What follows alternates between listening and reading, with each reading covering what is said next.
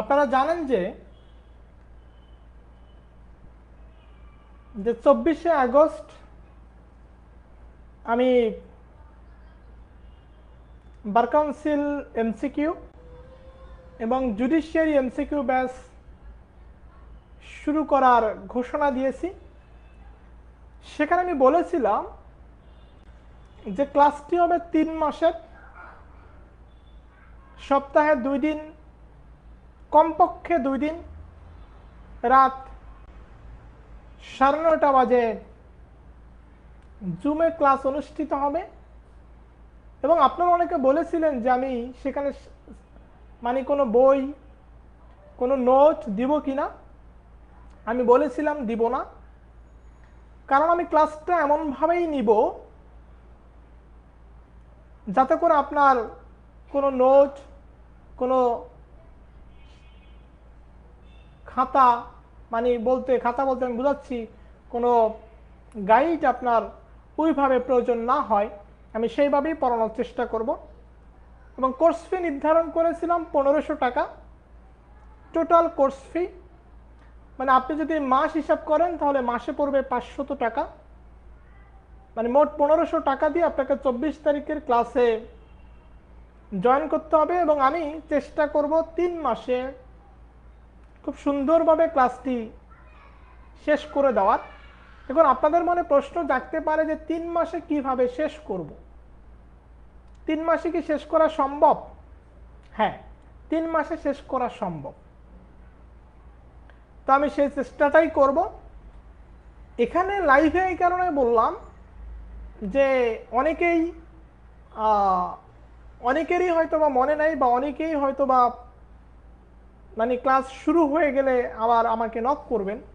So এই কারণে বলবো যে আমরা 24শে আগস্ট এমসিকিউ এবং যেটা বার কাউন্সিল এবং জুডিশিয়ারির জন্য সেটা শুরু করব। আপনারা যারা ভর্তি হওয়ার তারা ভর্তি হয়ে যাবেন। ভর্তি হওয়ার জন্য আপনাকে একসাথে 1500 টাকা দিতে হবে, মানে 3 মাসের ফি আপনাকে একসাথে দিতে হবে। মানে টুকরো টুকরো করে 500 টাকা করে বা 1000 টাকা দিবেন, এভাবে না। তো আমার নম্বরটি হচ্ছে, আপনারা তো সবাই জানেন, 016254805564। এই নম্বরটিতে ফোন দিয়ে বা এই নম্বরটিতে 1500 টাকা বিকাশ করে আপনি ক্লাসে যোগদান করতে পারবেন। তো আমরা আমাদের টপিকে চলে যাই। আমরা আজকে একটা জায়গা পড়ব, সেটা হচ্ছে সাক্ষ্য আইন থেকে। আর সাক্ষ্য আইন আমাদের বুঝতে একটু প্রবলেম হয়, সো আমরা সাক্ষ্য আইন থেকে যাব। সাক্ষ্য আইন আমার একটা প্রশ্ন, যে লিখিতভাবে সাক্ষ্য দিলেও সেই সাক্ষ্যকে আমরা ওরাল এভিডেন্স বলি। লিখিতভাবে সাক্ষ্য দিলেও সেই সাক্ষ্যকে আমরা ওরাল এভিডেন্স বা মৌখিক সাক্ষ্য বলি। সেটা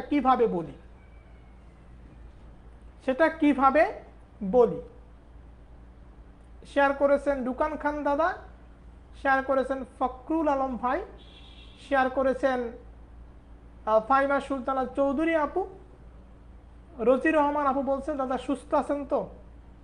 আপু সুস্থ নাই বললেই চলে, আসলে ভালোবাসা আপনাদের প্রতি, আমার ভালোবাসা, আমার প্রতি আপনাদের ভালোবাসা, সে জায়গা থেকে আমি চেষ্টা করি একটু পার্টিসিপেট করার। যদিও খুব বেশি সময় থাকতে পারি না, সেই জায়গা থেকে চেষ্টা করি। আর যারা এমসিকিউ ক্লাসে ভর্তি হতে চান তারা আজকে কালকের মধ্যে ভর্তি হয়ে যাবেন। তো আমার প্রশ্নটা ছিল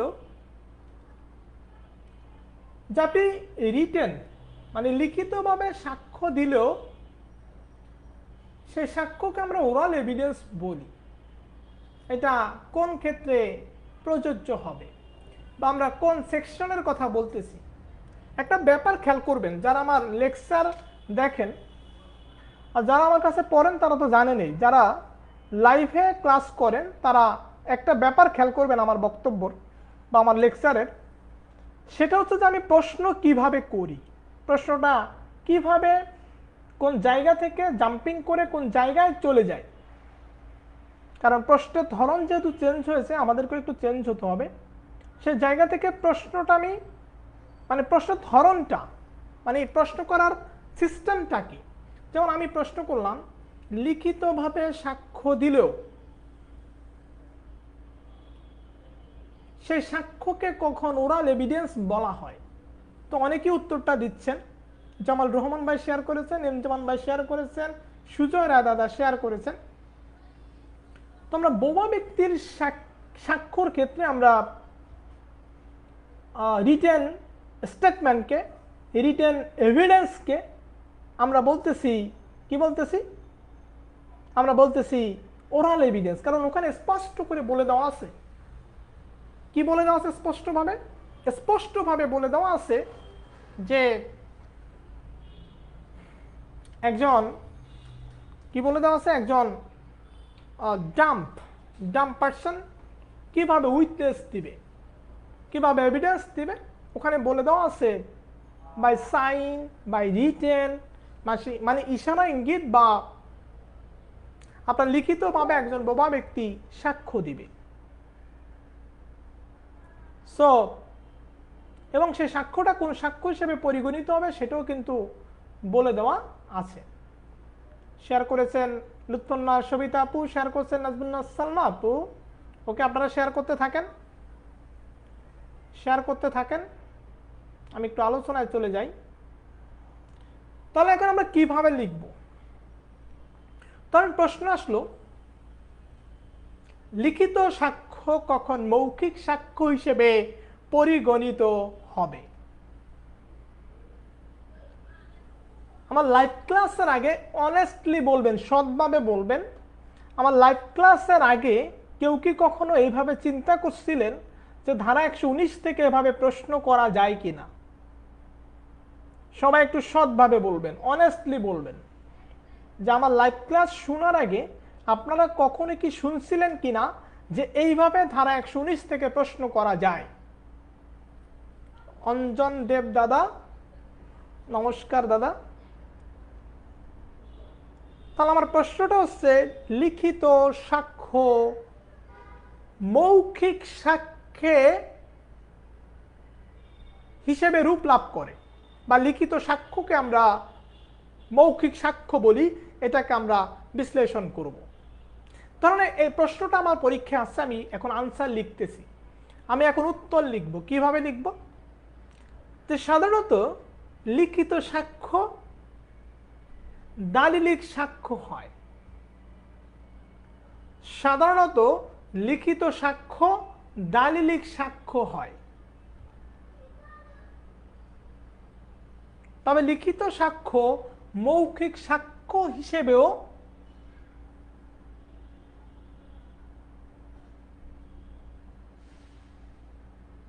ব্যবহার করা হয়, এবং লিখিত সাক্ষ্যকেও মৌখিক সাক্ষ্য বলা হয় বোবা ব্যক্তির সাক্ষ্যর ক্ষেত্রে। আমরা জানি, আমি কিন্তু পুরো একবারে পরীক্ষা খাতা কিভাবে লিখবো সেটা বলতেছি। আমরা জানি সাক্ষ্য আইনের 119 ধারায় বোবা ব্যক্তির সাক্ষ্যর পদ্ধতি সম্পর্কে বলা আছে। একজন বোবা ব্যক্তি যদি বোধশক্তি সম্পন্ন হয়, সাক্ষী হিসেবে ইশারা ইঙ্গিত বা লিখিতভাবে সাক্ষ্য প্রদান করে থাকেন। একজন বোবা ব্যক্তি যখন লিখিতভাবে বা ইশারা ইঙ্গিতের মাধ্যমে সাক্ষ্য দিয়ে থাকে, সে সাক্ষ্যকে মৌখিক সাক্ষ্য বলা হয়। এটা স্পষ্ট করে সাক্ষ্য আইনের 119 ধারাতে বলে দেওয়া হয়েছে। সুতরাং আমরা বলতে পারি, সর্বোপরি বলা যায়, এই আলোচনা থেকে, এই বক্তব্যে বা এই আলোচনায় থেকে উপসংহারে বলা যায় যে বোবা ব্যক্তির দেওয়া লিখিত সাক্ষ্যকে মৌখিক সাক্ষ্য বলা হয়। বা বোবা ব্যক্তির দেওয়া লিখিত সাক্ষ্যকে মৌখিক সাক্ষ্য হিসেবে সাক্ষ্য আইনে উল্লেখ করা হয়েছে। তাহলে আমার প্রশ্নটা ছিল কি? প্রশ্নটা ছিল লিখিত সাক্ষ্য, লিখিত সাক্ষ্য ও মৌখিক সাক্ষ্য হিসেবে কখন বিবেচিত হয়? এখন এই প্রশ্নটাকে যদি আমরা আরেকটু ঘুরায় করি, লিখিত সাক্ষ্য দালিলিক সাক্ষ্য না হয়ে অন্য কোনো সাক্ষ্যে পরিণত হয়। লিখিত সাক্ষ্য দালিলিক সাক্ষ্য না হয়ে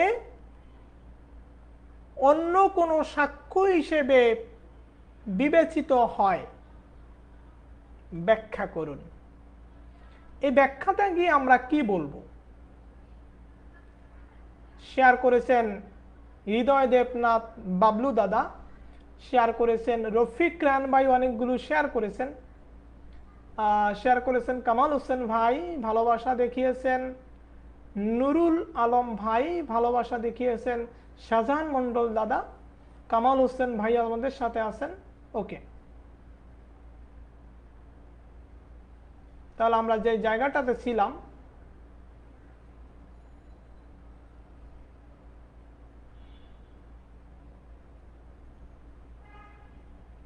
মাত্র ৭৬টি শেয়ার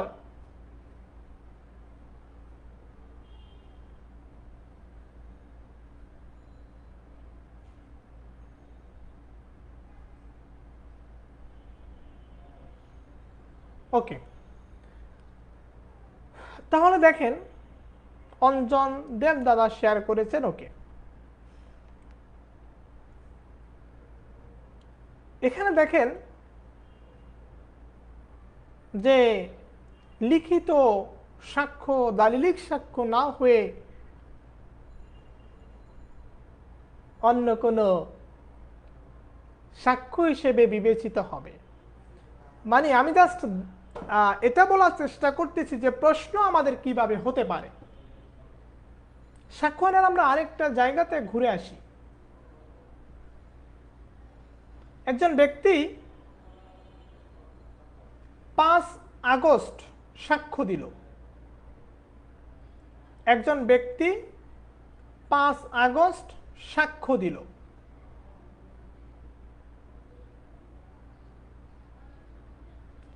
পঁচিশে আগস্ট তার সাক্ষ্যর উপরে তাকে জেরা করা হলো। 5 আগস্ট তিনি লিখিতভাবে সাক্ষ্য দিয়েছিলেন। 25শে আগস্ট উক্ত ব্যক্তিকে জেরা করার আইনত বৈধতা কি, ভ্যালিডিটি কি? মনসুর আহমেদ নাইম ভাই, মৃদুল দে দাদা, আইডিয়াল কবির ভাই শেয়ার করেছেন। তাহলে বৈধতা কি, ভ্যালিডিটি কি? এখানে দেখেন সাক্ষ্য আইনের 145 ধারা এবং 157 ধারাতে আমরা যদি দেখি যে সাক্ষীর দেওয়া প্রিভিয়াস স্টেটমেন্টের উপরে, but the previous statement must be written. সাক্ষীর দেওয়া প্রিভিয়াস স্টেটমেন্টের উপর, মানে প্রিভিয়াস রিটেন স্টেটমেন্টের উপরে সাক্ষীকে জেরা করা যায়। তাহলে এখানে যে প্রশ্নটা করা হয়েছে, এই প্রশ্নের আইনত ভিত্তি হচ্ছে সাক্ষ্য আইনের 145 ধারা এবং 157 ধারা। 145 ধারা এবং 157 ধারা।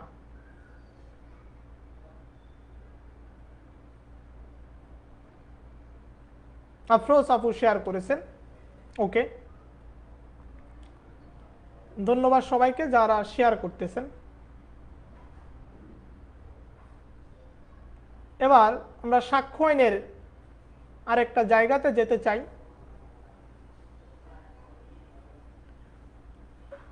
আচ্ছা, admission is not conclusive proof. কেন? মানে admission is not conclusive proof কেন?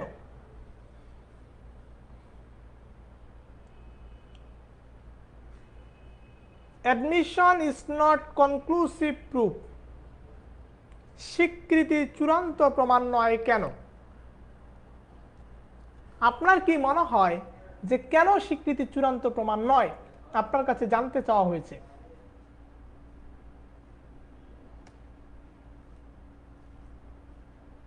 উত্তরটা হচ্ছে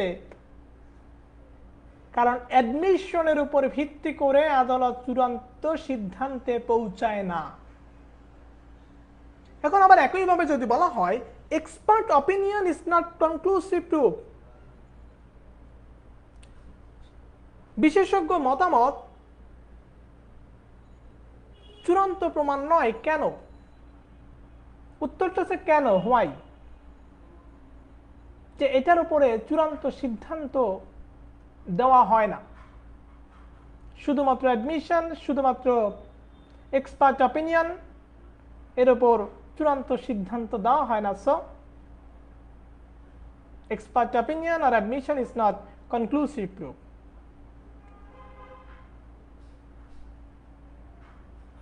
এবার আমরা আরেকটু কঠিন করে প্রশ্ন করি। তামাদের আইন থেকে একটা প্রশ্ন মনে পড়ল, যে মামলার পক্ষদ্বয়, প্রশ্ন, মামলার পক্ষদ্বয় একমত হয়েও, আচ্ছা আমার লেকচারের একটা জিনিস জাস্ট আপনার মাথায় নেবেন, সেটা হচ্ছে এটা একটু প্রশ্নটা একটু খাতায় লিখবেন। মানে প্রশ্নটা আমরা কিন্তু সবাই ল পারি, বাট প্রবলেমটা যেটা হচ্ছে কোশ্চেনটা মাথায় নিয়ে আমরা আনসার করতে ব্যর্থ হই, বাট আমরা ল পারি। তাসলিমা আক্তার আপু শেয়ার করেছেন। তো প্রশ্নটা আমরা একটু খেয়াল করি।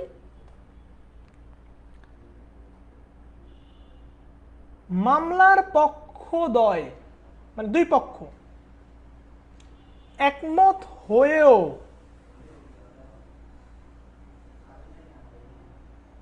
তামাদির মেয়াদ বৃদ্ধি করতে পারে না, এই বাক্যটিকে যুক্তি সহকারে বিশ্লেষণ করুন। এই প্রশ্নটা আসছিল। এবার মামলার পক্ষদ্বয় একমত হয়েও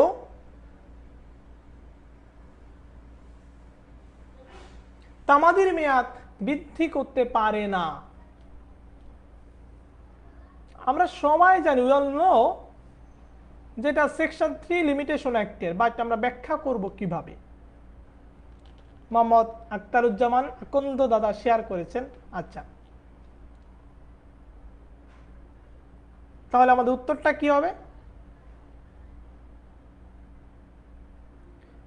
উত্তরটা হচ্ছে বাদী বা বিবাদী এই মর্মে যদি একমত হয় বা আদালতের কাছে যদি আবেদন জানায় সময় বৃদ্ধির জন্য, যে আমরা দুই পক্ষ মিলে গেছি, আপনি আমাদের মামলায় সময় বৃদ্ধি করেন, একটা আবেদন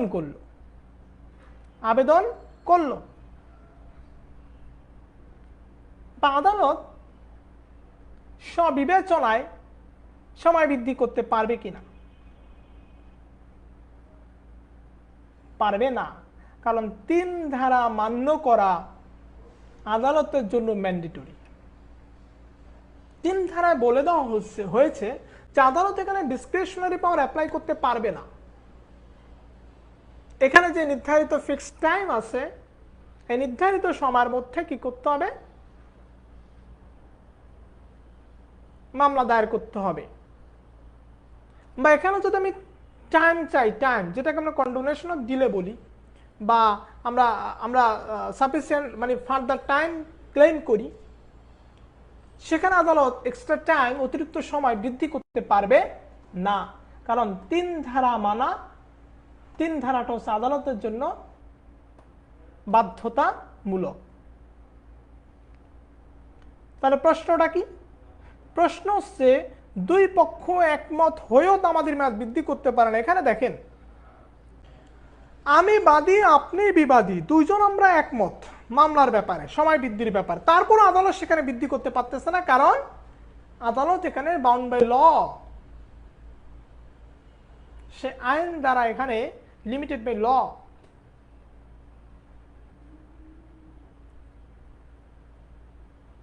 তারপরে এখন আমরা আবার একটু সাক্ষ্য আইনে চলে যাই।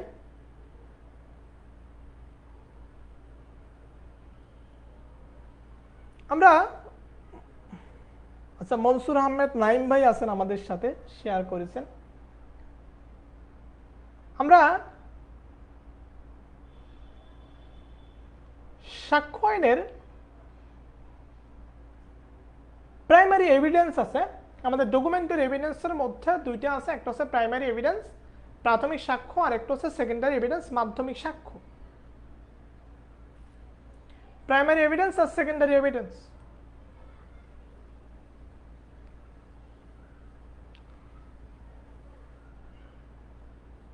আপনি কেন মনে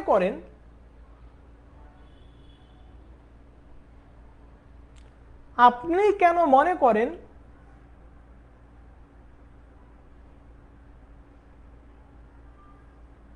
primary evidence is the best evidence? প্রাথমিক সাক্ষ্য হচ্ছে সর্বোত্তম সাক্ষ্য। আপনি কেন মনে করেন primary evidence is the best evidence, যেটাকে আমরা সাক্ষ্য আইনে দ্য বেস্ট এভিডেন্স ডক্ট্রিন বলি, দ্য বেস্ট এভিডেন্স ডক্ট্রিন আমরা বলি। হোয়াই? আপনি কেন মনে করেন primary evidence is the best evidence?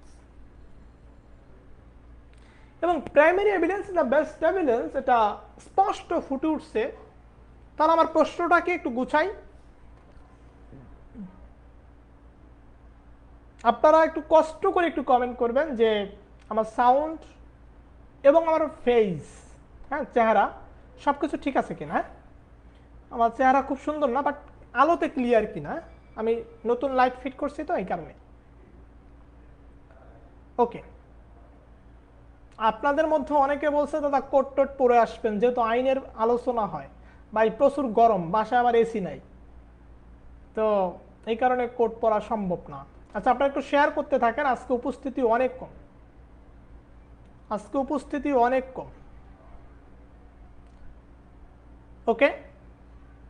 তাহলে প্রাইমারি এভিডেন্স আর হচ্ছে সেকেন্ডারি এভিডেন্স। আমার প্রশ্নটা ছিল যে আপনি কেন মনে করেন primary evidence is the best evidence? Primary evidence is the best evidence, বা সাক্ষ্য আইনে প্রাথমিক সাক্ষ্যই হচ্ছে বেস্ট এভিডেন্স বা সর্বোত্তম সাক্ষ্য। এখানে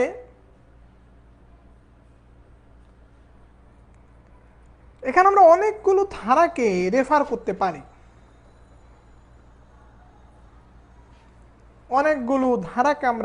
করতে পারি, বাট মূল কথাটা হচ্ছে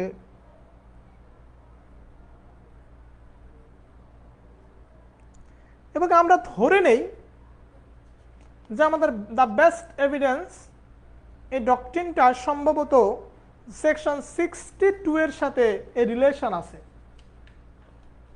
হ্যাঁ, আমিও বিশ্বাস করি ধারা 62 এর সাথে রিলেশন আছে। ওকে, আমরা দুইটা ধারাকে রেফার করব এই ক্ষেত্রে, 62 এবং 64, 62 এবং 64। বাট আমাদের ব্যাখ্যার জায়গাটা হচ্ছে খুব ইম্পর্টেন্ট, যে আমরা কিভাবে এটাকে ক্লারিফিকেশন করব।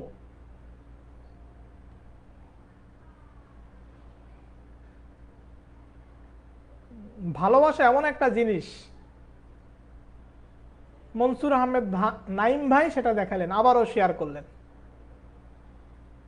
ধন্যবাদ ভাই। আপনার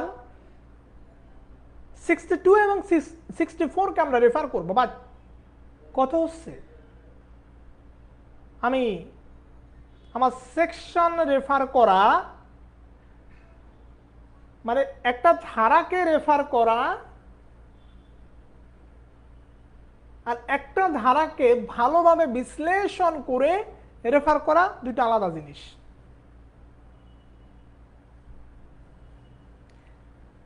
প্রশ্নের আলোকে আমাকে যে প্রশ্ন বলছে, সে প্রশ্নের আলোকে ধারাকে রেফার করে সেই ধারাকে প্রশ্নের মতো করে বিশ্লেষণ করা জানতে হবে। আমি ধারা পারি এটা খুব বেশি ইম্পর্টেন্ট না। ইম্পর্টেন্টটা হচ্ছে আমি আমার প্রশ্নে যেটা চাইছে ধারার সাথে মিল রেখে সেটাকে আমি কিভাবে খাতার মধ্যে লিখলাম, এটা হচ্ছে ইম্পর্টেন্ট। নাজবিনার সালমা আপু আবারও ভালোবাসা দেখিয়েছেন, আপু শেয়ার করেছেন।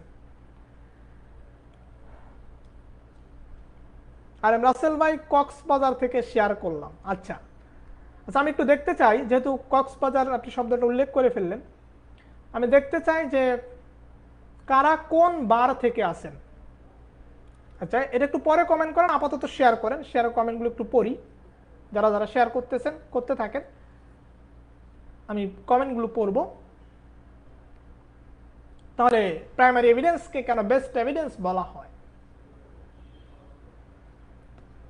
একটা ব্যাপার দেখবেন, ধরেন আমরা দুই ভাই বা আপনারা দুই ভাই, আমরা দুই ভাই বা আপনারা দুই ভাই, একজন বড় এবং একজন ছোট।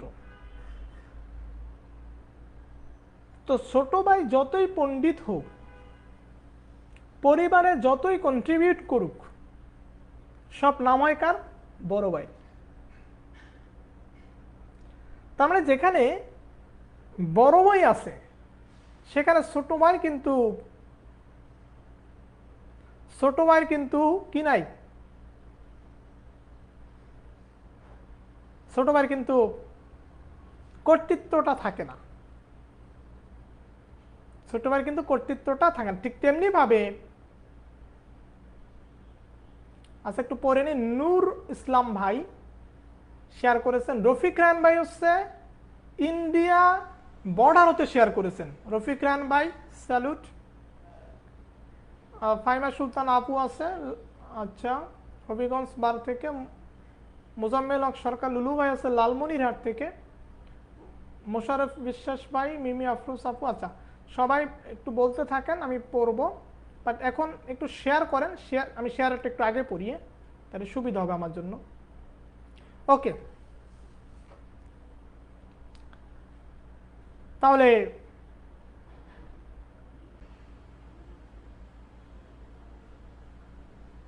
বিষয়টাকে আমরা কিভাবে ব্যাখ্যা করব? যে মাধ্যমিক স্বাক্ষর অ্যাপ্লিকেশনটা আসতেছে পরে,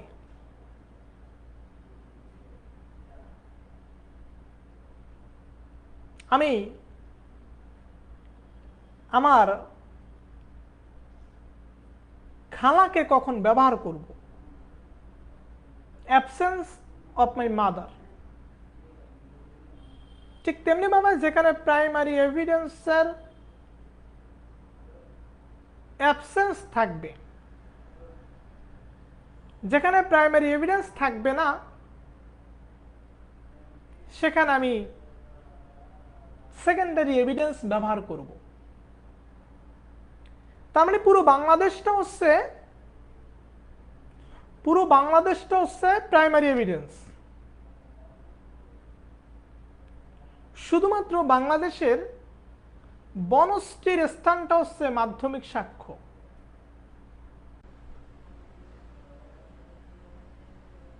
মানে এটা দ্বারা আমি বোঝানোর চেষ্টা করতেছি যে প্রাথমিক সাক্ষ্যর জায়গাটা এত বড় আর মাধ্যমিক সাক্ষ্যর জায়গাটা এতটুকু।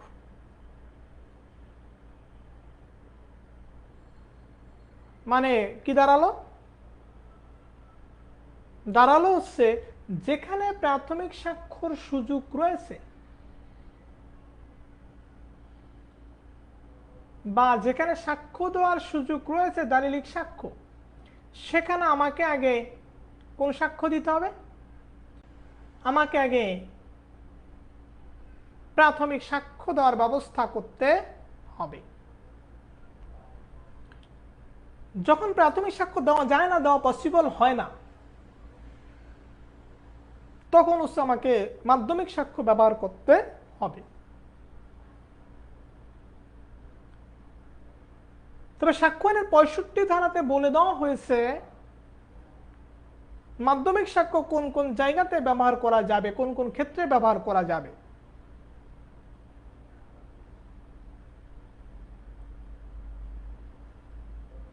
অর্থাৎ মাধ্যমিক সাক্ষ্যর প্রয়োগের ক্ষেত্রগুলো সীমাবদ্ধ করে দেওয়া হয়েছে। আমাকে যদি বলা হয় যে আপনি 7 ফিট পানির নিচে ডুব দিতে পারবেন না, তেমনিভাবে সেকশন 65 স্পষ্ট করে বলে দেওয়া আছে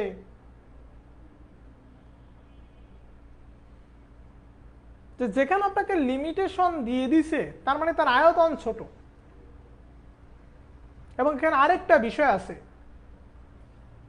যেটা আকন্দ ভাই বলছেন যে প্রাথমিক সাক্ষ্য হচ্ছে মূল। তাহলে মূলটা আগে আগে হচ্ছে আপন ভাইয়ের প্রতি দরদ, পরে হচ্ছে সৎ ভাইয়ের প্রতি দরদ। সৎ ভাইকে সেকেন্ডারি এভিডেন্স।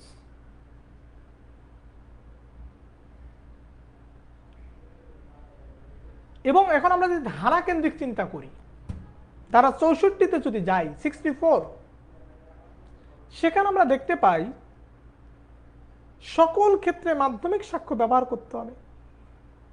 তবে কিছু কিছু ক্ষেত্রে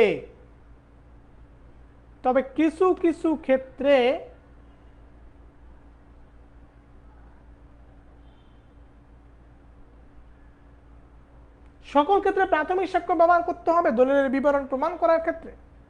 তবে কিছু কিছু ক্ষেত্রে মাধ্যমিক সাক্ষ্য দেওয়া যেতে পারে।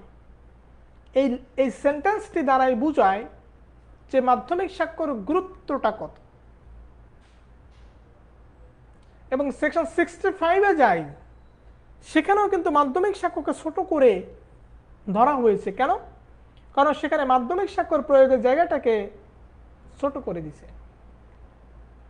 সো আমরা সেকশন 62, 64 এবং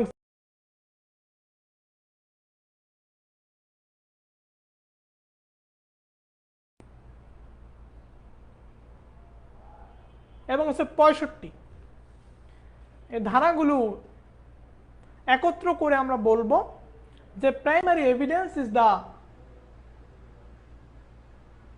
best evidence. Primary evidence is the best evidence. এখন যেমন অসীম বসাক দাদা বলছে 7টি ক্ষেত্রে মাধ্যমিক সাক্ষ্য গ্রহণযোগ্যতা পায় আদালতের ক্ষেত্রে। হ্যাঁ, আমিও বললাম। তবে আমি যদি ব্যাখ্যা করতে পারি, তাহলে আমি বেস্ট এভিডেন্সের জায়গাটা কিন্তু টেনে নিয়ে আসতে পারবো। সো আমার কিন্তু ধারার সংখ্যা বেড়ে গেল, ধারা অনেক বেশি রেফার করলাম, নম্বরও আশা করা যায় বেশি পাবো। ধারা রেফার করার চাইতে বড় কথা হচ্ছে আমি ধারাটাকে কিভাবে ব্যাখ্যা করলাম। ধারাটাকে কিভাবে ব্যাখ্যা করলাম। আমাকে বলা হলো যে আপনি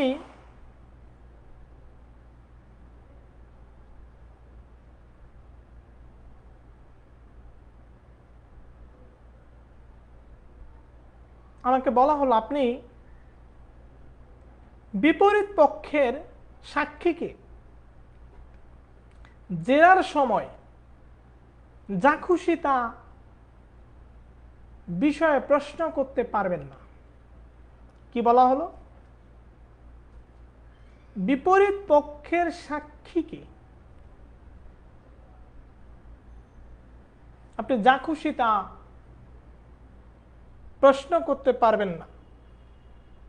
আচ্ছা ভাই, বিপরীত পক্ষের সাক্ষী আমার কেন লাগে? আমি আইনজীবী হিসেবে আমি যখন অ্যাডভার্স পার্টির উইটনেসকে প্রশ্ন করব, সেটা কোন স্টেজে গিয়ে? আমরা যে অর্ডার অফ এক্সামিনেশন দেখি, সাক্ষ্য গ্রহণের ধাপ দেখি, তো জেরার সময় আমি করব, ঠিক না? স্বাভাবিক।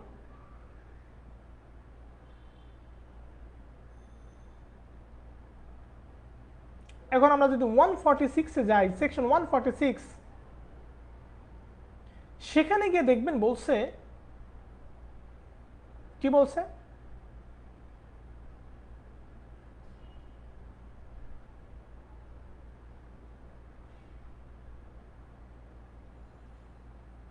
সেখানে গিয়ে বলছে যে আপনি কোন কোন বিষয়কে টাচ করে ক্রস এক্সামিনেশনের সময় অ্যাডভার্স পার্টির উইটনেসকে প্রশ্ন করতে পারবেন। তার মানে you are limited by section 146 under evidence act. তাহলে এখানে আপনাকে লিমিটেড করে দিছি। এখানে আরো অনেকগুলো ধারাকে আমরা আনতে পারি, বাট আমি একটা ধারা দিয়ে আলোচনাটা করতেছি, যে বিপরীত পক্ষের সাক্ষীকে আপনি যা খুশি তা প্রশ্ন করতে পারবেন না, বা বিপরীত পক্ষের সাক্ষীকে জেরা করার সময়, বিপরীত পক্ষ বলা দরকার নাই, দেখেন আমি জেরা তো করবো অ্যাডভার্স পার্টির উইটনেসকে, ঠিক না? সেখানে আমার বিপরীত শব্দটা বা অ্যাডভার্স পার্টি এটা উল্লেখ করা দরকার নাই। প্রশ্ন হলো জেরার সময় সকল প্রশ্ন করা যায় না, জেরার সময় সকল বিষয়কে টাচ করে প্রশ্ন করা যায় না। ব্যাখ্যা করুন। আমি বলবো জেরায় সাধারণত বিপরীত পক্ষের আইনজীবী প্রশ্ন করে থাকে, তবে সকল বিষয়কে কেন্দ্র করে প্রশ্ন করা যায় না। জেরায় এই বিষয়ে প্রশ্ন করা যায়, সুতরাং আমরা বলতে পারি জেরার সময় সকল প্রশ্ন করা যায় না। আমারই এক স্টুডেন্ট রিটেন বেসে, তাকে প্রশ্নটা করেছিলাম, মানে অনেকেই লিখছে, সে সেখানে জেরা কাকে বলে, জবানবন্দি কাকে বলে, পুনঃ জবানবন্দি কাকে বলে, পুরা মনে করেন 3 ঘন্টা সিনেমা উঠায় দিছে। বাট আমার প্রশ্ন উত্তরটা তো 1 পৃষ্ঠা 1.5 পৃষ্ঠা। মানে আমাদের প্রশ্নের ধরনটা কিন্তু বুঝতে হবে।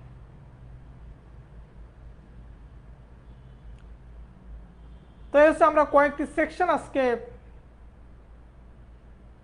আলোচনা করলাম। যেমন আব্দুল মুস্তাকিম ভাই বলছে only 3 option during cross examination, মানে 3টা বিষয়কে টাচ করে আপনি যারা প্রশ্ন করতে পারবেন। এখানে 146 এর সাথে আমাদের অনেক কিছু চলে আসবে, আর কয়েকটা ধারা চলে আসবে, সেখানে আমরা গেলাম না। বাট আমরা লিখবো কিভাবে সেটা আমরা দেখলাম। আচ্ছা, আপনারা কি চান যে ধারাভিত্তিক প্রশ্ন করব? চন্দ্রলেখা আপু, আপনি কি আসবেন? যদি আসেন তাহলে আমি লিভ নিব। আচ্ছা, যারা আসেন, আমি রাত 11:25 এই পেজ থেকে প্রতিদিন লাইভ ক্লাস হয়, যেটা বাংলাদেশে প্রথম। এবং যারা আমার কাছে এমসিকিউ পড়তে চেয়েছেন তারা আগামীকালকের মধ্যেই ভর্তি হয়ে যাবেন। 3 মাসের কোর্স, যেখানে এমসিকিউ আমরা সম্পূর্ণ খুব ভালোভাবে শেষ করব। রাতের বেলা ক্লাস হবে রাত 9:30 বাজে। আমরা যারা চাকরি বাকরি করি, ব্যবসা বাণিজ্য করি, তারা সকল কাজ শেষে আমরা রাত্রেবেলা ক্লাস করতে পারবো। ক্লাস হবে জুমে, 1500 টাকা। আচ্ছা, তো আমরা এই পর্যন্ত দেখলাম। চন্দ্রলেখা আপু বলবেন আপনি আজকে আসবেন কিনা, বা আমি চাইলে এমসিকিউ প্রশ্ন করতে পারি। এমসিকিউ প্রশ্ন করতে কি সময় লাগে অনেক সময় লাগে। আমার নিজের একটু পড়াশোনা আছে, অফিসিয়াল মিটিং থাকে। তো আমরা আরেকটা বিষয় আলোচনা করি,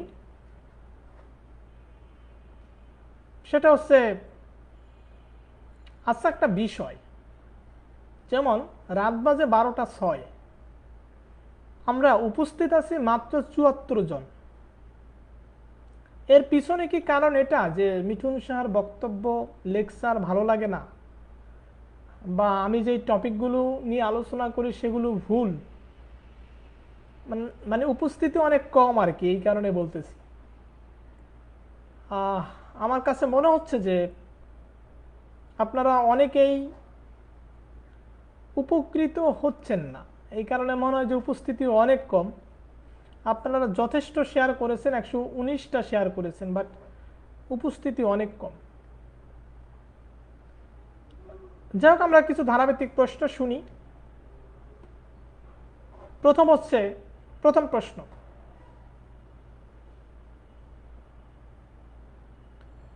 সাক্ষ্য আইনের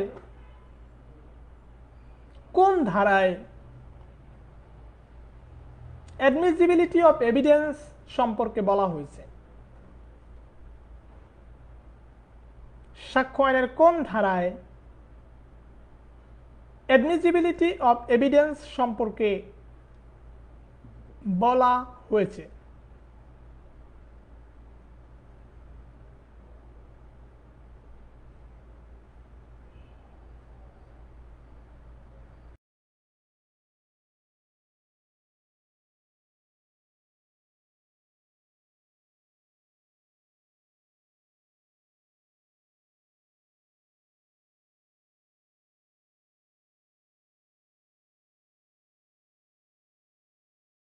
সমস্যা হচ্ছে আমার ব্যাচের ক্লাস থাকে রাত 11টা পর্যন্ত, মানে সেই সন্ধ্যা 7টা থেকে শুরু করে রাত 11টা পর্যন্ত আমি জুমে ক্লাস নেই, এই কারণে তাড়াতাড়ি আসা খুব মুশকিল আছে। আমাদের সঠিক উত্তর হচ্ছে 136।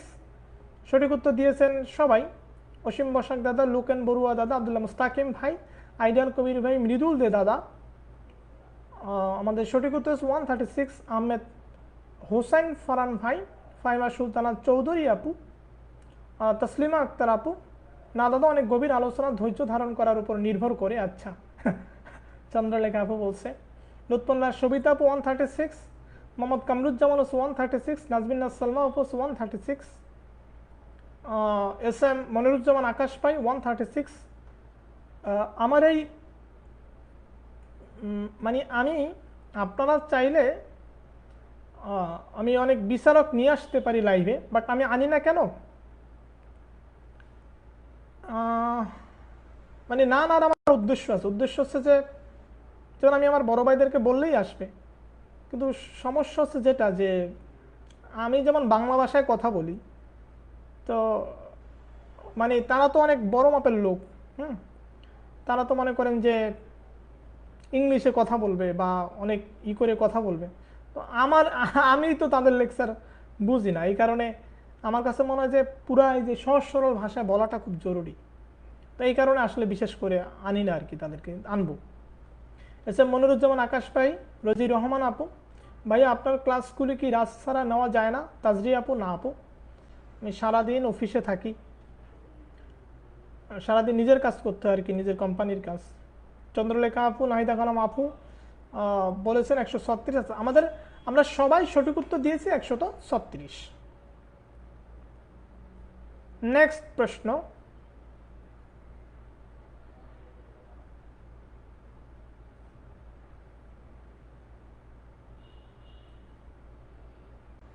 time for specific performance of contract. Time for specific performance of contract has been mentioned in the article of what? কোন আর্টিকেলে এটা বলা হয়েছে? লিমিটেশন অ্যাক্টের time for specific performance of contract, এটা লিমিটেশন অ্যাক্টের কোন আর্টিকেলে বলা হয়েছে?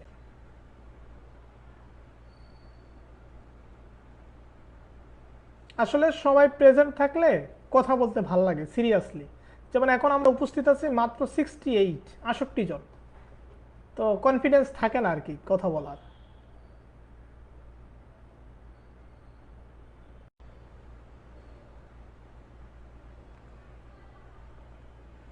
Time for a specific performance of contract under limitation act, which article? Asim Basak দাদা আনসার করেছেন self driven is the best, so no guest system should apply. Abdul Mustakim ভাই, খুব ভালো লাগছে, খুব ভালো লাগছে আব্দুল্লাহ মুস্তাকিম ভাই। এটা হচ্ছে আমি আমার জীবনের একটা মূল সূত্র যেটা আপনি আমাকে বললেন। তো self driven is the best, মানে নিজে যেমন পারো তেমনই করো, এরকম একটা বিষয়। ওকে, অসীম বসাক দাদা আনসার করেছেন, মৃদুল দাদা আনসার করেছেন, জিয়াউল হায়দার ফরাদ ভাই আনসার করেছেন, রফিকুল ইসলাম ভাই আনসার করেছেন। দাদা তবু একদিন সিনিয়রদের আমন্ত্রণ করে ক্লাস নিতে বলবেন। ভাই সিনিয়রদের ক্লাস শুনলে তো আমার ক্লাস করবেন না, ভয় করে। লোকন বড়ুয়া দাদা আনসার করেছেন, ফাইমা সুলতানা চৌধুরী আপু আনসার করেছেন, নাজবিনা সালমা আপু আনসার করেছেন, চন্দ্রলেখা আপু আনসার করেছেন, আব্দুল মুস্তাকিম ভাই, লুৎফুন্নাহ সবিতা আপু, সাকিব হোসেন সাবির ভাই, মুজাম্মেল হক সরকার লুলু, আর এম রাসেল, নূর ইসলাম ভাই। ওকে, তাহলে আমাদের সঠিক উত্তর হচ্ছে 113 ধারা for specific performance of contract. আচ্ছা ভাই, আমার এটা অনেক আগে বলা উচিত ছিল, ভাই এবং বোনেরা যারা আছেন, এই যে ধরেন এই যে মোহাম্মদ কামরুজ্জামান, আমি মোহাম্মদ কামরুজ্জামান বলে কিন্তু থেমে যাই, মানে আমার এখানে ভাই শব্দটা উচ্চারণ করা উচিত। চন্দ্রলেখা বলে কিন্তু আমি থেমে যাই, বোন শব্দটা, আপু শব্দটা উচ্চারণ করা আমার উচিত।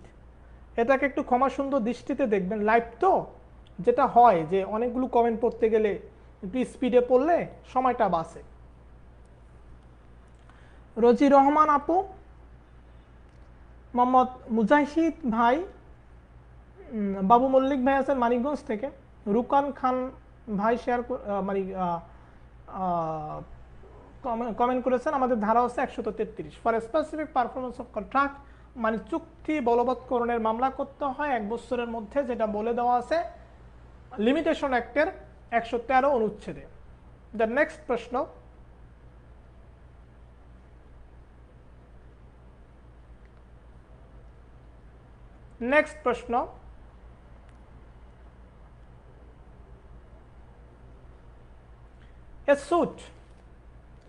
a suit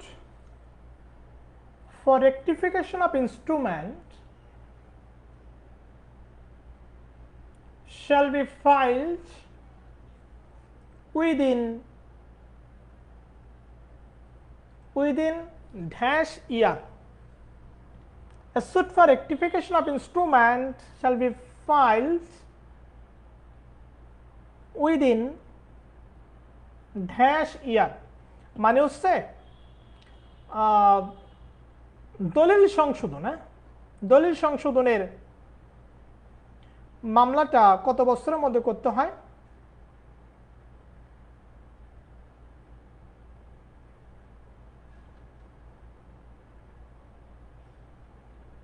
দাদা আমার মনে হয় অনেকেই লাইভের ভিডিও পরে দেখেন, তাই তারা রাত জেগে ক্লাস করে না, এটা হতে, হ্যাঁ ঠিক, একদম ঠিক, এটা হতে পারে। আচ্ছা, দলিল সংশোধনের আবেদন মামলা কত বছরের মধ্যে করতে হয়? 3 বছরের মধ্যে করতে হয়। এটা সঠিক উত্তর আছে অসীম বসাক দাদা, জিয়াউল হায়দার ফরাদ ভাই, রফিকুল ইসলাম ভাই, শহীদুল্লাহ লিটন ভাই, খুরশেদ সোহাগ ভাই। ওকে, তাহলে আমাদের সঠিক উত্তর হচ্ছে 3 বছর। আমাদের সঠিক উত্তর হচ্ছে 3 বছর। ওকে, আমরা এখান থেকে বের হয়ে যাব। তো আজকের মতো আমরা লাইভটা শেষ করি, আগামীকাল ঠিক রাত 11:25 আসব। আমি এই মুহূর্তে একটু আমার ইউটিউবে যাব, আপনারা যেখানে আছেন আপনারা একটু ইউটিউবে আসেন, আমি ইউটিউব থেকে একটা লাইভ করব, সেখানে দেখি আমরা কিছু আলোচনা করতে পারি। আমার ইউটিউব চ্যানেলে একটু আসেন, আমরা এখান থেকে বের হয়ে যাচ্ছি। ভালো থাকুন, শুভরাত্রি।